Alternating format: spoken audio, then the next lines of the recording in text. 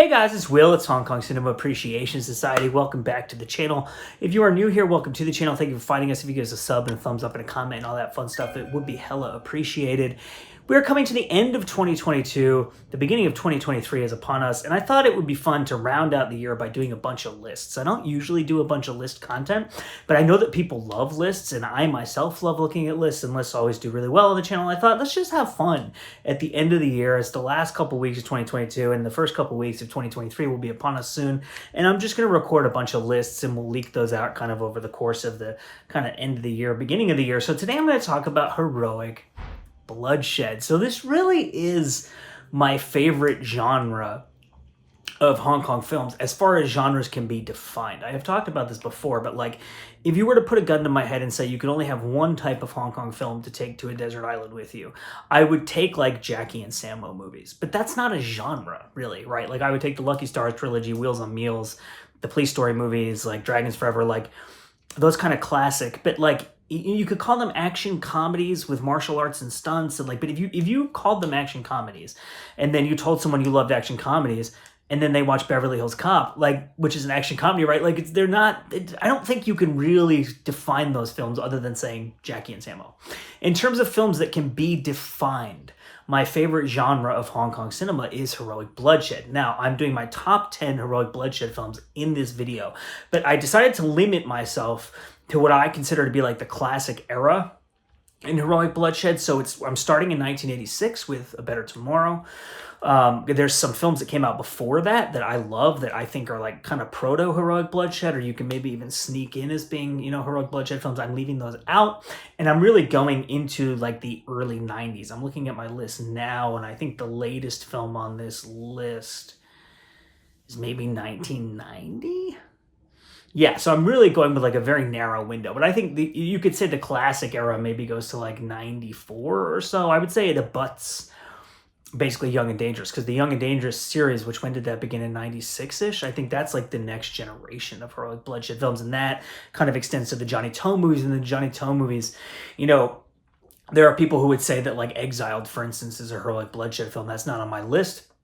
Not because I don't love that movie, but I'm really kind of going with that classic post A Better Tomorrow era. So I'm going to count down my top 10. I've got it looks like 4 or 5 honorable mentions. I did a lot of honorable mentions. This is a hard list for me because I love these films. Now, I will also say I did not limit myself in scope at all in terms of what I put on this list. I was not like, I'm only going to pick one John Woo movie. I'm only going to pick one Chow Yun-fat movie. Like, I went with my gut, and I was like, what are my favorites? What are my top 10? Just list them.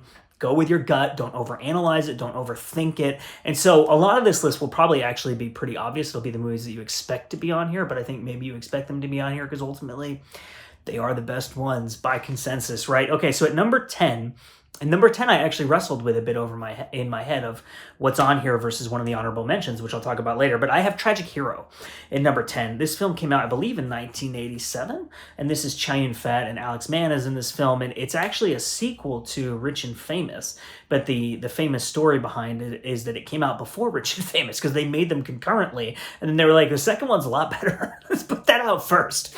So it's a sequel to a movie that came out after it, which is like classic Hong Kong, like what is going on? But this movie is probably my favorite, like what I would call like a B tier Chow Yun-fat movie. I would not put this in my top Chow Yun-fat tier, like alongside the greatest films he's ever been in, but like the next tier down, the B kind of Chow Yun-fat films.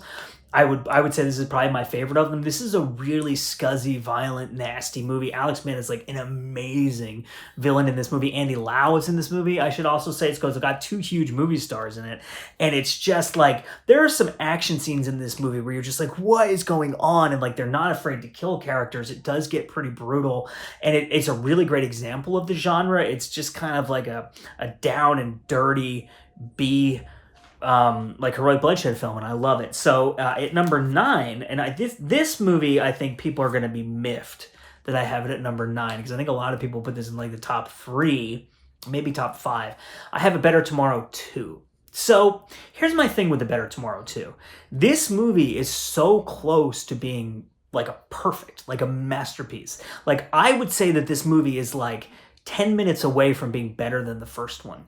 But those 10 minutes torpedo the movie for me. There's like a stretch in this movie that I just cannot get into. I cannot like it. No matter how many times I watch this movie, it just derails the movie for me every time. And like everything before that, brilliant. Everything after that, A+, mind-blowing, greatest conclusion in heroic bloodshed history. But there's that chunk that I just can't, I don't like it, and I can't like it no matter what I do. I can't make myself like it. And like if I'm watching this movie and that part starts happening, I'm just screwing around on my phone. I'm like going to get a snack. Like I just can't make myself invest in it. And it's so like there's so much good stuff in here with like the Leslie Chung character and the scene where he's on calling his wife in the hospital, and the way they bring back the Chow Yun-fat as Ken Gore instead of Mark Gore, and like the stuff that they do about the the people who have gone to New York City and are living as immigrants. And like there's so much incredible stuff in here, so many amazing shootouts. I mean, the shootouts in this movie are just like beyond. They're just like astounding. Some of the best shootouts ever filmed.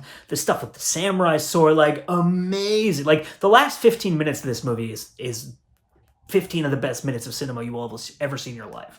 But maybe even the last 25 minutes, arguably. But there's just that chunk that just takes me out of it, and I can't get over it. So at number 8 on my list of my 10 favorite heroic bloodshed movies, we have someone you might not expect to show up on a list of heroic bloodshed films. It's Wong Kar-wai, As Tears Go By. So if you saw my review of this movie, which I put out last year, because it's in the World of Wong Kar-wai Criterion Collection set, I love this movie, and it's got Andy Lau in it, it's got Jackie Chung in it, it's got Maggie Chung in it, and it's got this really beautiful, like classic Wong Kar-wai, very sweet, very silly kind of romance between Andy Lau and Maggie Chung. Not silly like frivolous, but like there are really sweet, tender, silly moments between them where you really see their humanity. And then you've got, I mean, this movie is very similar to Mean Streets in a lot of ways. Like you have the Jackie Chung character is kind of like the Robert De Niro character in Mean Streets, and the bonds of friendship, the bonds of romance, the way that they tug people in different directions, and like your obligations and being stuck in this world of crime and being, someone without hope of a future, and then finding a hope of a future, and how does that lead you down different paths. And it's not a movie that's like revelatory in terms of like, I've never seen a movie address this subject before. It just does it so well.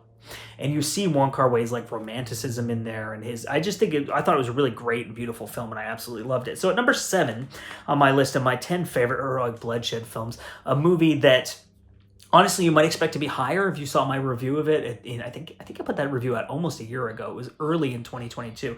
The film is My Heart Is That Eternal Rose, and it stars Tony Leung and Kenny B and Joey Wong, and actually directed by Wong Kar-wai's mentor. And I just love this movie. It's very similar to A Better Tomorrow in a lot of ways. It does a great job of showing the passage of time, the way that people's fates change over time, the rising and falling of characters. It's got a great villain. It gets really dark in places, incredible cinematography, there's a really great kind of character triangle in the center of this movie that looks at romance and friendship and, again, obligation and the way that life just splits you apart as friends, as lovers. It ruins your plans, regret.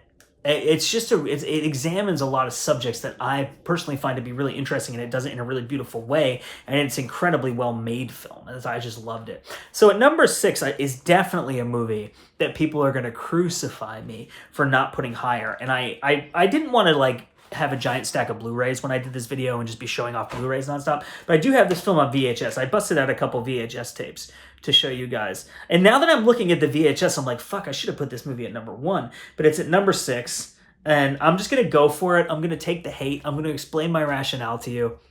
It's The Killer. So this is really, really low for like a movie that I think a lot of people consider to be like one of the classic films ever made, especially Hong Kong cinema, heroic bloodshed. Like, hell yeah, look at that VHS. So why did I put it low on my list? Here's my thing with The Killer. I love this movie. This is a great movie. It's also worth mentioning that I haven't watched The Killer in probably like 6 or 7 years. And a lot of these other movies are fresh in my mind, and that's honestly just one of the reasons it's not at the top of my list, because I think I need to rewatch it and revisit it and rediscover my love for it. The Killer has amazing characters. It has amazing shootouts. I love that, like the sequence where Chow Yun-fat's character, spoiler alert, is assassinating that guy, and then there's the boat chase, and they go to the island, and he saves that kid, and he and Danny Lee go to the hospital. They're like chasing each other. Like, there's so much incredible stuff in that movie. But here's my thing. as an emotional piece, I think that A Better Tomorrow works better. As pure action, I think that Hard Boiled works better. So I think that The Killer exists in this strange world where if you're looking at John Woo's films in general, it has great character and great action, but the characters are not as good as A Better Tomorrow and A Better Tomorrow 2 in the way those work as one big piece. And the action is not as good, quite as good as Hard Boiled. So I feel like if I'm making a list of all of these films and ranking them, I have to put it lower than those other two for those reasons. But it has, I mean, it's just such a classic movie. I know a lot of people would put it at number 1. I know a lot of people probably think I'm insane for putting it at number 6 on my list. Again, I really do need to rewatch it. It's been a while. There's no way you can make a list of the top 10 heroic bloodshed movies and not have it be on there. But for right now, where I'm at with my personal taste, the movies I've been watching recently, the length it's been since I've seen The Killer, I'm putting The Killer at number 6. At number 5, I have Tiger Cage, which is a movie I just recently saw and just recently discovered, so I'm super hyped and excited about it, but I also don't think I'm speaking hyperbolically to put this at number 5. Tiger Cage, in terms of the script, is way better than The Killer. And you can kill me for saying that, but it's true. Like, if you break down the structure of that film, the way that the pieces are put together, the way the characters are handled, the way the characters unveil themselves over time, the way that the plot structure changes and unveils its secrets over time. In terms of a piece of writing, I think that movie is way better than The Killer. I think that it has really strong characters. I think it's got great action scenes. I love that opening chase. It just keeps going, and there's so much shooting in it. And the paranoia of that film, I mean, that's like to me, that's like one of the great undercover cop movies ever made. Like the level of paranoia, I guess it's not an undercover cop movie. It's a cops betraying each other. Kind of, that's like a minor spoiler. It's not really cops betraying each other. It's like the way that villains infiltrate police in a way and turn them against one another through paranoia and stuff like that. But the paranoia in that movie is so well done. And it's just such a tightly plotted, scripted, well-pieced together film. It's just exemplary and outstanding. And I also think it's directed really well too. I love the way it looks. I love the way the city looks. I love the acting performances. It's just an incredible movie. And I love the crap out of it. And I cannot say enough good things about it. So, number 4 on my top 10 heroic bloodshed movies list. And this is a movie, honestly, if I had made this list like last year, this movie would be higher, but because I had just watched it last year and I got super hyped on it again. The movie is Wild Search, directed by Ringo Lam, starring Chow Yun-fat and Cherry Chung and a bunch of others. And here's a fun fact about me and Wild Search. I did like a 20-minute long analysis of this movie that is actually on the Spectrum Films Blu-ray release of this movie, which I don't have. I don't have a copy of that release, but I'm on it. It's this video that I made, kind of like, it's called Why I Like Wild Search, and I kind of break down what I think is so damn good about that film. And I just absolutely love that movie. And it's kind of loosely based on Witness, the Harrison Ford movie. You have this setup where Chow Yun-fat plays a cop, and there's a kid who witnesses a crime, and people die, and the kid is taken into police custody. And then you have this juxtaposition between the city, Chow Yun-fat being a cop from Hong Kong, from the urban part of Hong Kong and all this stuff, and then they go out into the country where the Cherry Chung character lives. Cherry, I don't know if it's pronounced cherry, like the fruit, or sherry, like the French thing. So I just kind of split the difference and I call it sherry. I know it's terrible. It's terrible. I don't actually know how to say it. So if you know, let me know.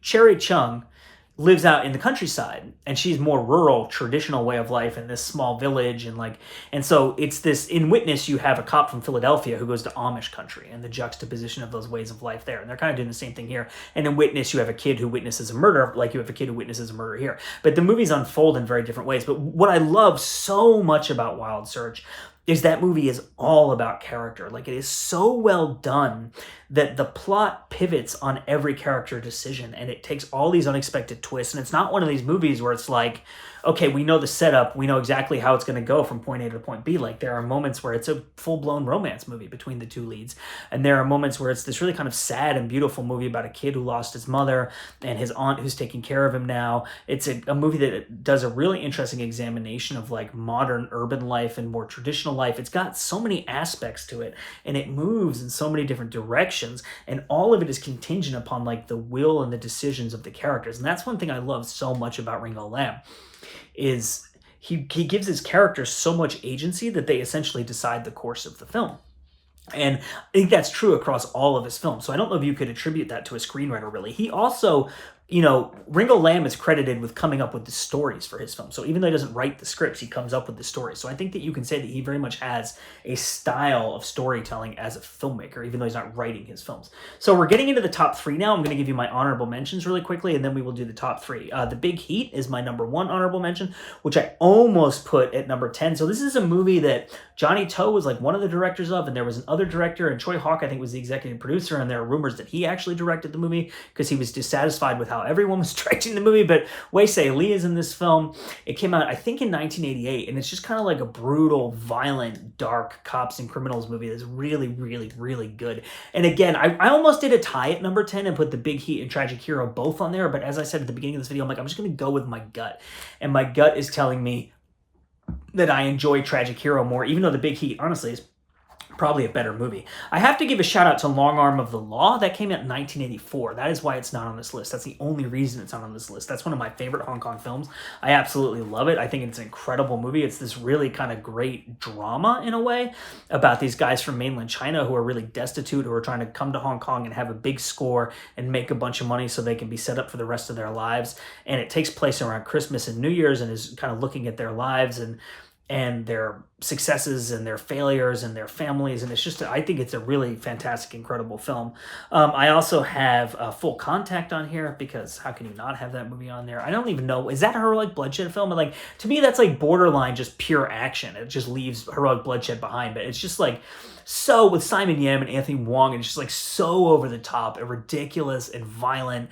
And there's Ringo Lam and just like explosions and fire and like insane shootouts and like there's not like it's impossible not to enjoy that movie. And speaking of impossible not to enjoy, I have Tiger Cage 2 on my honorable mentions as well. It's not as tightly plotted as the first one. The script is not nearly as good. The characters, although actually I really like the characters in Tiger Cage 2, to be honest with you. The Donnie Yen character and Rose McQuan character and the interplay that they have with the other characters, I think is really well handled. I just think that the script is not quite as strong, but this movie is like nonstop fighting, shootouts, chase scenes. It's just a pure, amazing, fantastic action film that I think sit down with some beers or some milk or some tea or whatever you drink when you watch movies, and your best friends or your brand new friends who you discovered through loving Hong Kong cinema together, and watch this movie and you'll have the best time of your life. And then Dragon Family I put down here too, because I just think that's a really interesting film in that it's kind of a drama. It's kind of a riff on The Godfather.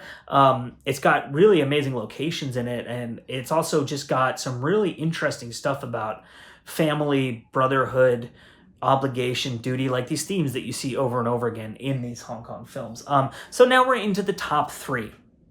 And if you know me, if you know the Heroic Bloodshed genre, I would assume that you would know what the top 3 films are, and you're just wondering what order they're going to come in. So at number 3, I have Hard Boiled. Hell yes. There's Tequila, the most classic among classics. I like this movie more than I like The Killer. And when I first saw them both, I was like, I like Hard Boiled more. And then I watched them both again, and I was like, oh, The Killer is way better. And for years, The Killer was like my favorite John Woo movie. And then I revisited them recently, and I've actually seen Hard Boiled like probably 7 or 8 times in the last like 5 years.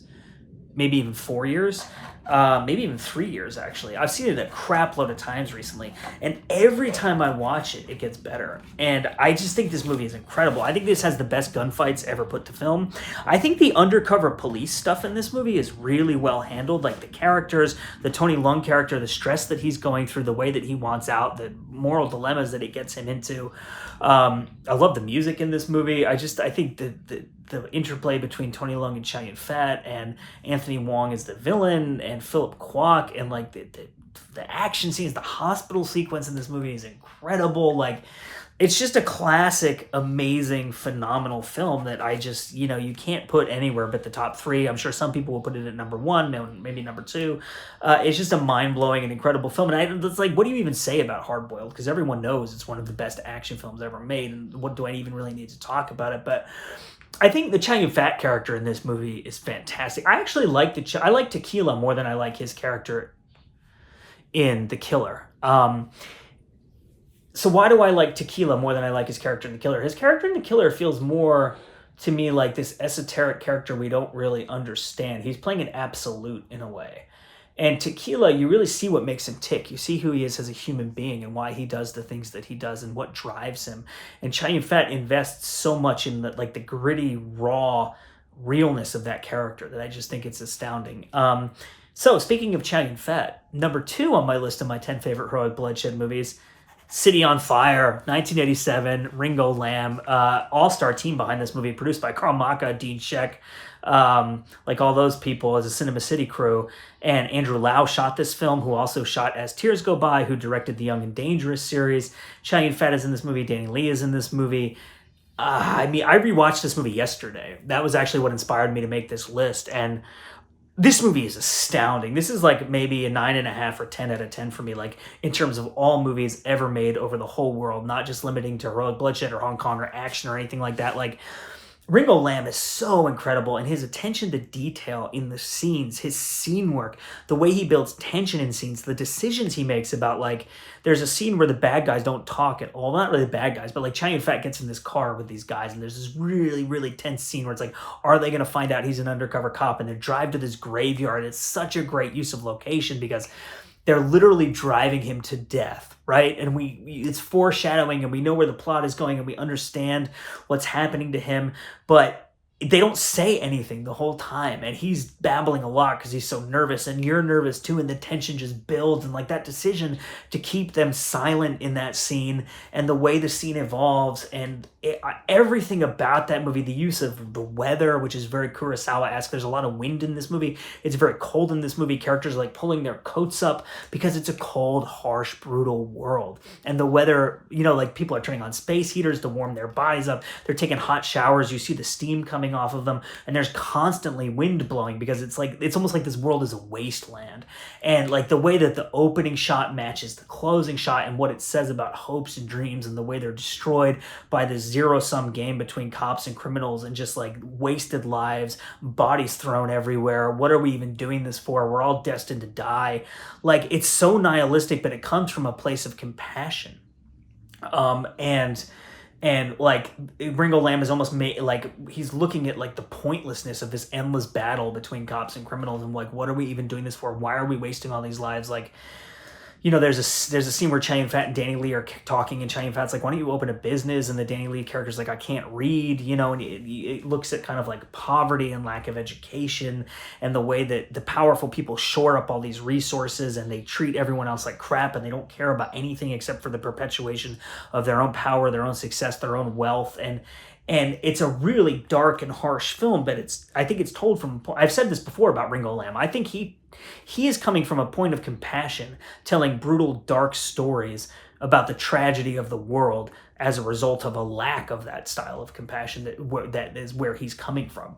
I see Italian neo-realist influence in this film. I see French New Wave influence in this film. I see huge American influence in this film, Godfather, Scorsese, that kind of stuff. I could geek out about this movie for so long. I love it so much. Mike and I actually just recorded a podcast episode over an hour, I shit you not, in which we talk all about City on Fire. Mike had never seen it before, so I had him watch it, and we recorded an episode. So hopefully that'll be up in 2023. We're not sure when we're launching that podcast yet, but it'll be up soon. So that's my number 2 heroic bloodshed film. And then number 1, you know what it is. If you're watching this, if you know me, if you know what's left, if you know what I haven't mentioned yet, you know what it is. And you knew what it was when you clicked on this video. If you know me, I brought my VHS copy. It's A Better Freaking Tomorrow. And then here's the bat. This is like the UK like limited edition VHS release, which I was able to get on eBay for actually very little money. I got this for like $7. And it's got like a booklet in it that has an interview with John Woo. And then here's the VHS tape. So what can I say about this movie? I mean, this movie literally defines the genre. Heroic bloodshed films exist because of this movie. And like double fisting the guns and like, I mean, everything was born of this, but it's not just a movie that set the template and happened to be a success because it caught a zeitgeist. It's a really freaking incredible movie. It's an amazing drama about characters, about brotherhood, about relationships, about fathers and sons that takes place over years. This a character goes to jail, comes out of jail. All this stuff is happening, like the rise and fall of these people and their fates within the city and how they get betrayed. And I think Mark Gore, who's the Chow Yun-fat character in this film, he's one of my favorite movie characters ever, and his trajectory in this film is so powerful. The way that he rises and falls and rises, and what he does, the sacrifices that he makes, the decisions that he makes, the way that Chow Yun-fat plays that character, embodies that character, his compassion, his humanity, his desperation, his romance, his silliness, his sense of humor. Like, it's such an incredible, well-rounded character, and the T. Lung character is so good. And the relationship between the two of them, and then Leslie Chung is in this film, and his character is fantastic, and the way that he plays kind of the innocence of it, and the kind of like he just loves life, and he's young, and he's naive, and he's his brother, and they have this, the T. Lung character plays his brother, and they have this kind of frayed relationship. And it's such an astounding movie with so much emotional power, and it really is like this feeling of lightning in a bottle, where John Woo just captured magic in this film that lasts 30 years later. We're still talking about how almost 40 years later, it's like 36 years ago, I think this movie came out, and now here I am talking about how astounding and incredible it is, and I just can't say enough good things about this movie. It's just such a powerful, fantastic film. I'm trying to think of like what, I mean, the scene when they're in the temple, and it's Chow Yun-fat and T. Lung. They're waiting for someone to come and talk to them, and they're in this temple, and Chow Yun-fat just kind of talks about life, and you feel it because you've seen his whole journey throughout this film, and it's just so, it's like dark and nihilistic and sad, but at the same time kind of like hopeful. And John Woo kind of exists in this world where he's a romantic at heart, and he's very compassionate. He was Catholic, and he wanted to be a priest when he was a kid. He really cares about people. He wants to make the world a better place, but he sees a very dark world. And that balance, I think, is really powerful, of like wanting the world to be better, but knowing what it is. So my name is Will. This is Hong Kong Cinema Appreciation Society. These are my top 10 heroic bloodshed films. I invite you to please leave in the comments what your top 10 heroic bloodshed films are. I thank you so much for watching this video, for watching this channel. Thank you for everything throughout 2022, all the amazing comments you have given, all the amazing movies people have sent me in the mail. It's been such an amazing year. I love doing this so much, and we'll see you next time.